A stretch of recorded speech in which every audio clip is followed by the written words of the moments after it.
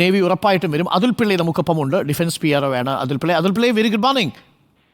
Good morning Arun, how are you? Fine, doing well. ഇപ്പോൾ നാരായണ ഇപ്പോൾ നമ്മളോട് പറഞ്ഞത് നേവി ഇന്നെത്തും എന്നാണ്. നേരത്തെ ഒരു ചെറിയ കൺഫ്യൂഷൻ ഉണ്ടായിരുന്നു അക്കാര്യത്തിൽ, പക്ഷേ കളക്ടർ ഓർഡർ കൊടുത്തിട്ടുണ്ട് എന്നാണ്. അപ്പോൾ നേവിയുടെ സാന്നിധ്യം ഇന്ന് ഉണ്ടാകുമല്ലേ? 100% നേവി അവിടെ നിന്ന് ഓൾറെഡി തിരിച്ചിട്ടുണ്ട് രാവിലെ. പിന്നെ അവര് അന്നത്തെ ഒരു എക്യുപ്മെന്റ് അഡീഷണലി അവരൊരു ഹൈ ഇന്റൻസിറ്റി ടോർച്ചസ് അവർ ക്യാരി ചെയ്യുന്നുണ്ട്. ബിക്കോസ് വിസിബിലിറ്റി അവിടെ കുറവായുണ്ട്. സോ ടുഡേ ആ ടോർച്ചസ് വെച്ചിട്ടായിരിക്കും അവർ ഒന്ന് ഡൈവ് ചെയ്യുന്ന ആ ഏരിയയിലോട്ട്.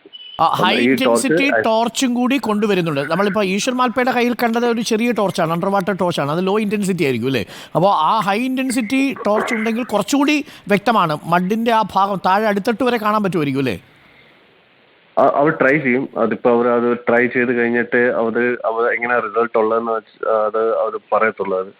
അപ്പോൾ അവരവിടെ വന്നു കഴിഞ്ഞിട്ട് ഡൈവിങ് ചെയ്ത് കഴിഞ്ഞിട്ട് ഫസ്റ്റ് ഡൈവ് കഴിഞ്ഞിട്ട് എനിക്കൊരു ഇൻപുട്സ് അവരെ എടുത്തിട്ട് ഞാനത് ഷെയർ ചെയ്യാം. ഇന്നിപ്പോൾ അതുൽ പിള്ളൈ ചെറിയ വിസിബിലിറ്റി പ്രശ്നമുണ്ട്. അതായത് ഇന്നലെ ഉള്ളതുപോലെ അത്ര തെളിച്ചമില്ല, പൂർണ്ണമായിട്ടും കലങ്ങിയിട്ടില്ലെങ്കിൽ അല്പം കലക്കലുണ്ട്. ആ ദൃശ്യം കണ്ടാൽ മനസ്സിലാവും. നമ്മൾ നേവി മാർക്ക് ചെയ്ത ഒരു സ്ഥലത്താണ്, ബോയെ ഉള്ള സ്ഥലത്താണ് ഇപ്പോൾ ഞങ്ങളുടെ ക്യാമറയുടെ ഫോക്കസ്. അപ്പോൾ ഈ ഒഴുക്കും വലിയ പ്രശ്നമാവുമോ ഈ ഇന്റൻസിറ്റി ടോർച്ചിന്? ഡൈവിങ് ചെയ്യാൻ ഞാൻ പറഞ്ഞല്ലോ, main hindrance, number 1 hindrance current.